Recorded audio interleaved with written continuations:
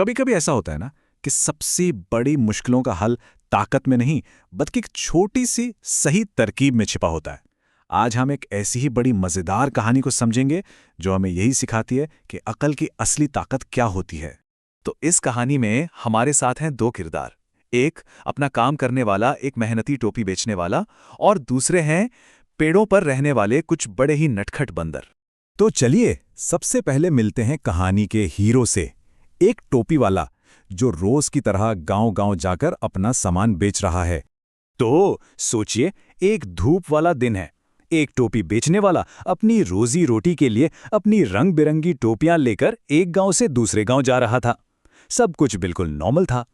और हाँ, उसकी टोकरी कोई ऐसी वैसी टोकरी नहीं थी। वो तो लाल, नीली, हरी, पीली, मतलब हर तरह की खूबसूरत टोपियों का एक छोटा मोटा खजाना थी। अब जाहिर है दिन भर चलने के बाद कोई भी थक जाएगा, तो वो भी एक बड़े से पेड़ के नीचे जरा आराम करने बैठ गया। और बस ठंडी ठंडी हवा चली और उसे नींद आ गई। और यहीं से कहानी में असली मजा शुरू होता है। लेकिन हमारा टोपी वाला उस पेड़ के नीचे अकेला नहीं था। ऊपर डालियों पर कुछ शरारती आंखें उसे बड़े ध्यान से देख रही थीं। और वो थीं बंदरों की एक टोली। तो थोड़ी देर के बाद टोपी वाले की नींद खुलती है। उसकी वो आरामदायक झपकी तो खत्म हो गई, पर उसे इस बात का जरा भी अंदाजा नहीं था कि उसके सोते हुए क्या हो चुका है। और जैसे ही उसकी नजर अपनी टोकरी पर पड़ती है, उसके तो होश ही उड़ जाते हैं। उसकी टोकरी बिल्कुल खाली, दिन भर की सारी मेहनत गायब। सोचे तो जरा उसे कैसा लगा होगा। और फिर वो घबराकर ऊपर देखता है और वहां का नजारा देखिए। पेड़ पर बैठे सारे के सारे बंदर टोपियां पहनकर मजे कर रहे थे। एक ऐसा सीन जिसे देखकर गुस्सा भी आए और शायद थोड़ी हंसी भी। तो लीजिए, अब हमारे टोपी वाले के सामने एक बहुत ही अजीब और बहुत बड़ी मुश्किल खड़ी हो गई है। उसकी सारी की सारी टोपियां अब बंदरों के कब्जे में हैं। अब सवाल ये उठता है जो वो खुद से भी पूछ रहा होगा कि भाई अब इन टोपियों को वापस कैसे लिया जाए। क्या करेगा वो? उन पर चिल्लाएगा या पत्थर फेंककर उन्हें डराएगा?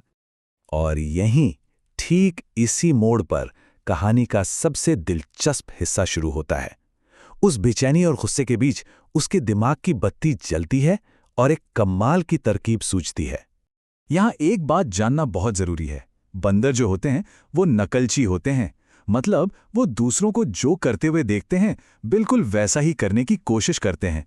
और टोपी वाले का यही ज्ञान उसका सबसे बड़ा हथियार बनने वाला था। तो उसका प्लान क्या था?